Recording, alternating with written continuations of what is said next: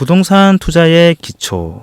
부동산 투자라고 하면 막막하게 느껴질 것인데요. 어디서부터 시작해야 될지 출발선을 잡는 것이 쉽지가 않습니다. 그래서 서점에 가서 부동산 관련 책을 읽어볼까 하고 코너에 가보면 거기서 다시 한번 막막함을 느낄 수밖에 없는데요. 왜냐하면 거기에도 무수히 많은 책들이 진열되어 있고 모두가 자신이 고수라는 듯 당당한 표정을 지으며 표지를 장식하고 있기 때문이죠. 박원갑의 부동산 투자 원칙을 읽으면 어느 정도는 부동산 투자에 대한 감이 생기지 않을까 생각이 드는데요. 따라서 부동산을 투자하게 된다면 혹은 집을 살 일이 있다면 그 전에 꼭 한번 이 책을 읽어보기를 권합니다. 이 책의 저자는 실제적인 지침을 알려주기 전에 먼저 어떤 마음가짐으로 부동산 투자에 임해야 하는지를 알려주고 있습니다. 아무래도 모든 투자에 있어서 가장 중요한 것이 마인드 컨트롤이기 때문이 아닐까 생각이 드는데요. 어떤 재테크든 저자가 말하는 마인드 컨트롤은 필요합니다. 어디에 투자하느냐에 따라 필요한 투자 지식이 달라지지만 투자를 하는 인간의 마음은 다 비슷하기 때문에 투자 마인드는 공통된 것이 아닐까 싶습니다.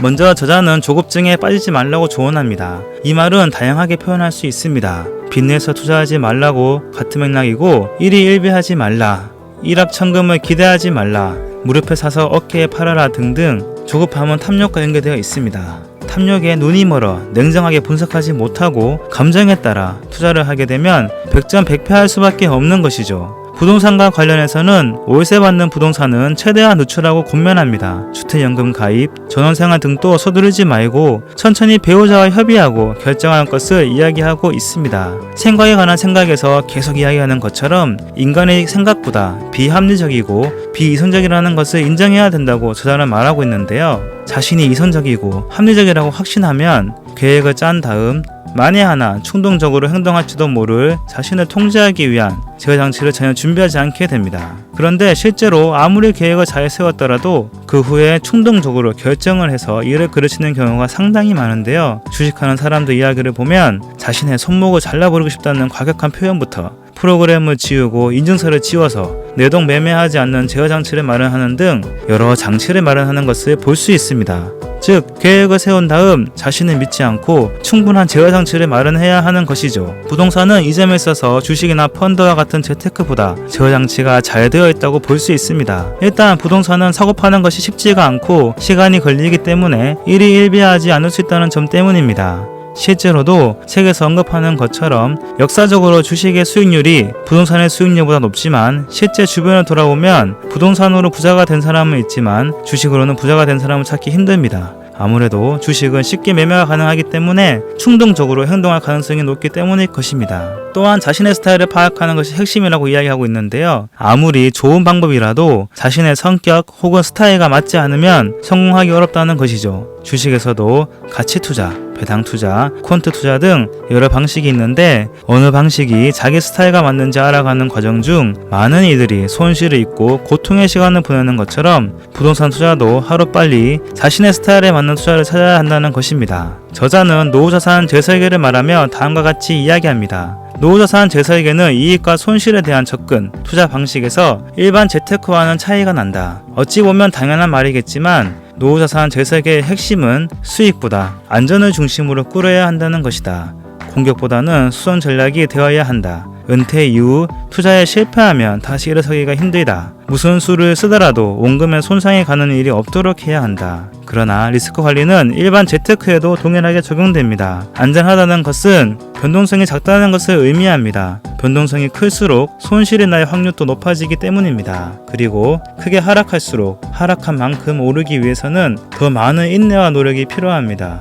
간단히 생각해보면 50% 하락 후 100%의 수익을 내기 위해서는 400%의 상승이 필요한데요. 100원짜리가 바로 200원이 되기 위해선 100% 상승만 필요하지만 50원으로 갔다가 200원으로 가기 위해선 400% 상승해야 하는 것입니다.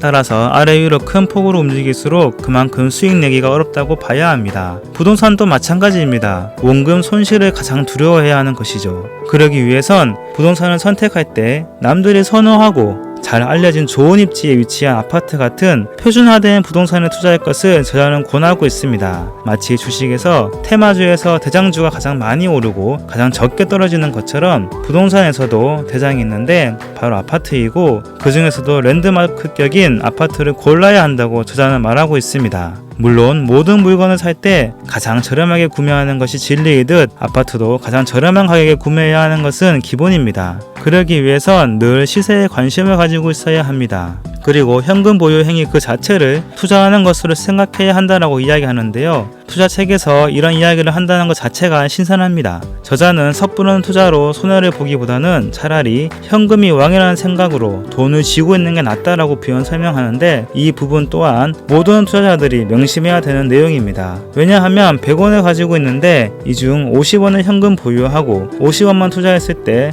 50% 손실이 나면 현금 50원, 투자 25원에서 75원이지만 전액 다 투자해서 50% 투자하면 50원만 남기 때문입니다. 75원이 150원 되기 위해선 100% 수익이 나면 되지만 50원이 150원이 되기 위해선 200% 수익이 나야 합니다. 즉 손실이 클수록 원금 복구하기가 힘들어진다는 뜻입니다. 물론 이익이 나는 상황을 가정하면 100% 투자했을 때 더 많은 수익을 낼 수 있는 것도 사실입니다. 그러나 중요한 것은 리스크 관리이고, 모든 투자는 아래 위로 방향이 다 열려있다는 것을 고려한다면 당연히 손실 측면을 더 중요시 여기는 리스크 관리가 모든 투자의 우선이 될 수밖에 없는 것입니다. 그리고 리스크 관리의 가장 좋은 방법 중 하나는 자산 전체 중 일정 부분을 현금 보유하는 것입니다. 저자는 또한 마음의 편익에 대해서도 이야기합니다. 가끔 당신은 은행의 예금 금리가 너무 낮다고 투덜거린다. 하지만 달리 한번 생각해보자. 당신은 투덜거릴 때 이자만 생각할 뿐 돈을 맡길 때 느끼는 마음의 편익을 빠뜨렸다. 많은 사람들이 이 편익을 잊고 있는데요. 그리고 이 편안한 마음을 유지한 채 최대한의 수익을 올리는 것이 바로 모두가 추구해야 되는 목표인 것입니다. 한 달에 20에서 30% 수익을 내는 투자 방식이 있다 하더라도 중간에 마이너스 20에서 마이너스 30%까지 빠졌다가 수익을 내는 것이라면 좋은 투자 방식도 아니고 우리가 추구해야 할 방식도 아닌 것이죠. 퇴직금 2억으로 투자했는데 1년 중 6개월을 4천에서 5천만원 손실난 상태로 지낸다면 그 사람의 인생이 얼마나 괴롭겠습니까? 따라서 1년에 6에서 7% 수익 나더라도 손실이 5% 미만인 투자 방식이 5년의 정신건강에 훨씬 좋습니다.